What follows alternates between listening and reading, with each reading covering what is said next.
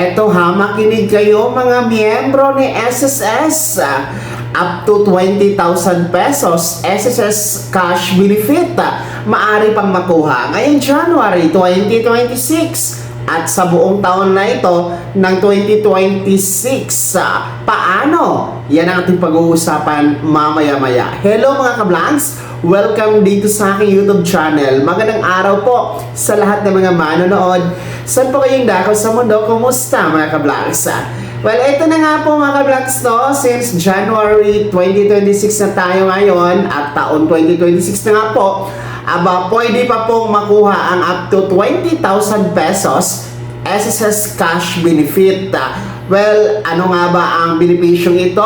Paano maklaim? At sino-sino ang po pwede? Pakinggan nyo po ang anunsyo mismo mula sa ating Pangulo ng Pilipinas na si President Ferdinand Bongbong Marcos Jr. Sa lahat ng ating mga kababayan na SSS member, meron akong magandang balita. Simula itong Disyembre na ito, ay makakapagbigay na ang SSS na tinatawag na emergency loan. Dahil habang nasa ilalim, halimbawa, ng national emergency, ay magbibigay ng emergency loan ang SSS. Ito ay isang pautang na ang bayad ay mababa lang, 7% lang. Bukod pa riyan, ay meron tinatawag na 6-month moratorium. Ibig sabihin, pagtanggap ninyo ng loan galing sa SSS, sa 6 na buwan, sa unang 6 na buwan, hindi kayo kailangan magbayad para sa loan amortization. Para naman mapagaan ang inyong dala. Magagamit po inyo itong loan na ito para sa inyong pangangailangan, lalo na, kagaya ng aking nabanggit, pagka-emergency, ito po ang makukuha ninyo sa SSS. At tuloy-tuloy naman po ang pakikipag-ugnayan ko sa SSS upang makahanap ng iba't iba pang paraan para magkaroon ng mas ligtas at makatarungan na alternatibo sa microloan at emergency loan. Maganda po ito kasi imbis na pupunta po kayo sa 5-6 at mapasubo sa malalim na utang, ay meron na kayong magagamit at ang babayaran lang ay 7% lamang. Kaya sana ito'y makatulong po. At yan nga po mga ka-vlogs, no, ang anunsyo mismo yan o pahayag mismo ng Pangulong Marcos Jr. hinggil nga po dito sa tinatawag na SSS Emergency Loan Program, no? At ito nga po ay nagsimula na noong December 10, 2025, no, ng nakaraang buwan mga ka-vlogs, at ito po ay hanggang December 9 nitong taon 2026. So, ibig sabihin po, ngayong January 2026, maaari pa itong i-apply at i-avail ng ating mga SSS members, no? Or kung gusto nyo po next month, pwede. Basta ang last dito ay December 9, 2026.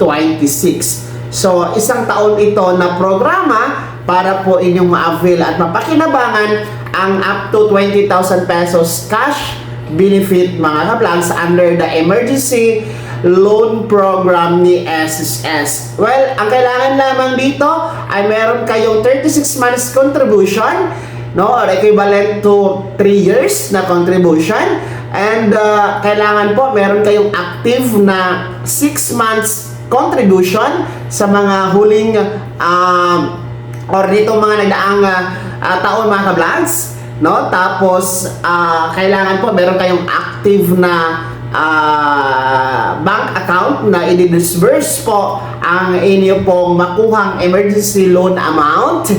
So mga ilan po yan sa mga criteria na kailangan talaga dito sa emergency loan program. And of course, dapat po ang inyong lugar ay diniklara po under state of calamity ng mga nagdaang disasters o kalamidad. Katulad po ng mga bagyo, ng lindol, at iba pang sakuna na kung saan sinailalim po sa state of calamity ang inyong LGU o lugar mga ka-vlogs. Up to 20,000 pesos ito, no? Depende po kung magkano ang inyong monthly contribution kay SSS, and yun yung pinaka-maximum 20,000 pesos. Okay? So, lilinawin natin, ito po ay hindi lahat o aabot sa 20,000 pesos, up to lang. Kasi nga po, depende sa monthly contribution. So, maximum lang po yung 20,000 pesos mga ka-vlogs. And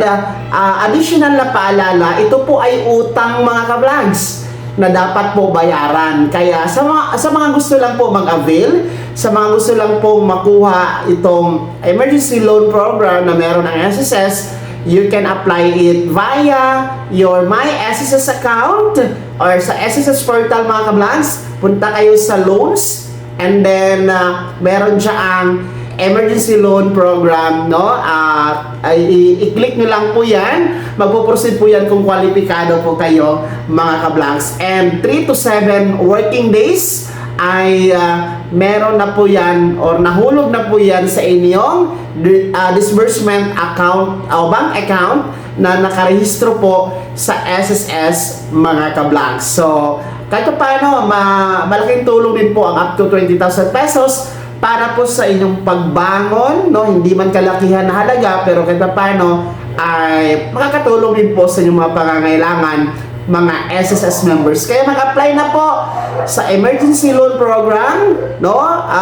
Nitong buwan ng Enero 2026 at hanggang December 9 pa ito 2026 mga ka-vlogs. Kaya sino sa inyo dito ang mga nag-avail na ng nakaraang buwan, no? Noong Disyembre dito sa emergency loan program? Meron po ba? Na kumusta po ba? Mabilis lang ba ang approval? No? Ilang araw po na deposit sa inyong ATM card? Ibahagi niyo po mga vlogs sa comment section na nasa baba. Pakilakip ang buong pangalan at kung taga saan kayo. Para una sa mga balita, i-subscribe ang ating subscribe button na nasa baba, no? And then i-click niyo po ang notification bell, ilagay sa all para una ka sa mga balitang i-upload ko. Maraming salamat mga vlogs. Mag-ingat po ang lahat. God bless sa ating lahat.